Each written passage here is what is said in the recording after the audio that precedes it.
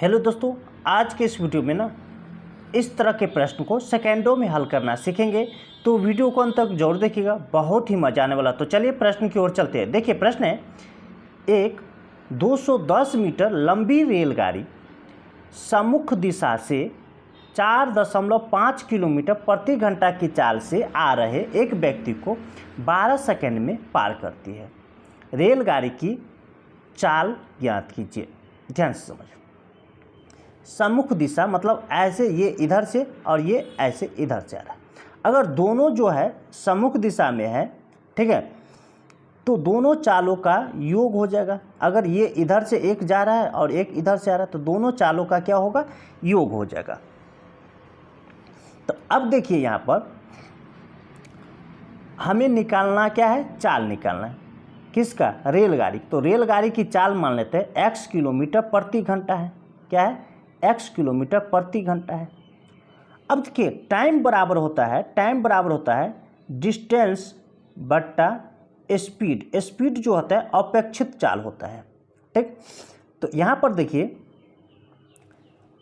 Distance जो है ये तो व्यक्ति की चाल है, तो इसका तो लंबाई कुछ नहीं है, ठीक है। तो सिर्फ यहाँ पर डिस्टेंस बराबर 210 लेंगे।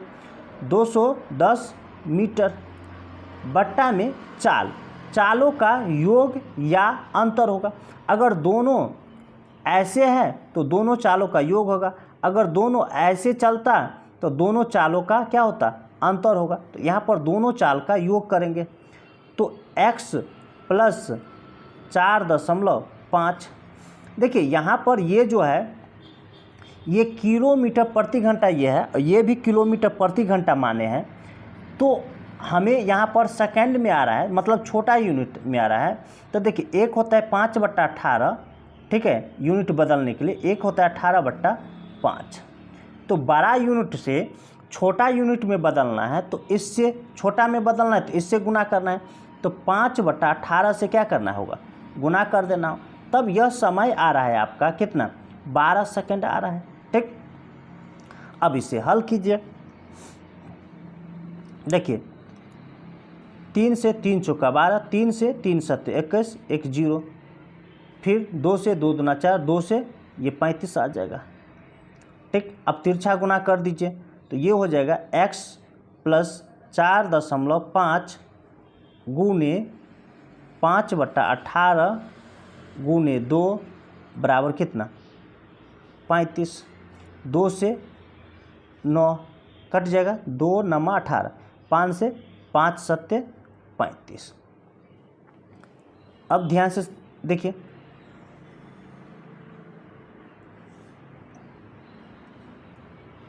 यहाँ पर x प्लस 4.5 बराबर, फिर अभी भी तिरछा गुना होगा तो 9 सत्ते 63 हो जाएगा, ठीक। तो x बराबर ये प्लस में है, इधर आएगा तो माइनस में हो जाएगा। तो 63 माइनस 4.5, ठीक। तो 10 में से 5 तो 5.2, तो 12 में से 4 तो 8, ये 5, यानी 58.5 किलोमीटर प्रति घंटा आपका आंसर होगा। ये आपका ए नंबर। चलिए अगले प्रश्न की ओर चलते हैं। यहाँ पर देखिए चतुर्भुज के विकर्ण की लंबाई 32 मीटर है और इसके अंतःलंबों की लंबाई क्रमशः ये है। चतुर्भुज का क्षेत्रफल निकालना है। यहाँ पर कोई भी चतुर्भुज यहाँ पर मान लेते हैं ऐसे, ठीक है, ये मान लेते हैं ये जो विकर्ण है इसकी लंबाई जो है 32 मीटर है। अब ये जो लंब यहाँ से गिरेगा, मान लेते हैं यहाँ से लंब ऐसे गिरेगा, एक लंब ऐसे गिरेगा, तो इसकी लंबाई जो है मान लेते हैं 6 है और इसकी लंबाई जो है 10 है। अब ध्यान से समझिए, अगर ये लंब है तो ऐसे इस त्रिभुज का क्षेत्रफल हम पहले निकालेंगे, उसके बाद इस त्रिभुज का ऐसे क्षेत्रफल निकालेंगे, क्योंकि ये समकोण हो गया तो आसान हो गया क्षेत्रफल निकालना। तो पहले हम इसका निकाल लेते हैं, ठीक। तो इसका क्षेत्रफल हो जाएगा तो पूरे दोनों को जोड़ लेंगे, इसका क्षेत्रफल निकाल करके और फिर इसका क्षेत्रफल निकाल के दोनों को जोड़ लेंगे तो पूरे आकृति का क्षेत्रफल निकल जाएगा, ठीक। तो देखिए ऊपर वाला का निकालते हैं पहले, तो चतुर्भुज का क्षेत्रफल निकल जाएगा बराबर 1/2 गुने आधार, तो आधार कितना, ये आधार हो गया इसका, तो 32 और गुने ऊंचाई कितना 6 और जोड़, फिर 1/2 गुने आधार तो 32 और गुने ऊंचाई, तो ऊंचाई कितना 10। ठीक, देखिए 2 से काटेंगे तो 16 और ये 2 से काटेंगे तो 16। देखिए 16 छक 96 अब प्लस 16 दाहिन का 160 हो जाएगा। अब दोनों को जोड़ लीजिए तो 6 9 6 15 का 5 हासिल 1 2 256 मीटर स्क्वायर, ये आपका सी नंबर आंसर होगा। देखिए सी नंबर। इसी तरह का ट्रिक पाने के लिए हमारे चैनल को सब्सक्राइब कीजिए, लाइक कीजिए और अपने दोस्तों के साथ शेयर जरूर कीजिए। फिर मिलते हैं अगली वीडियो में, तब तक के लिए धन्यवाद।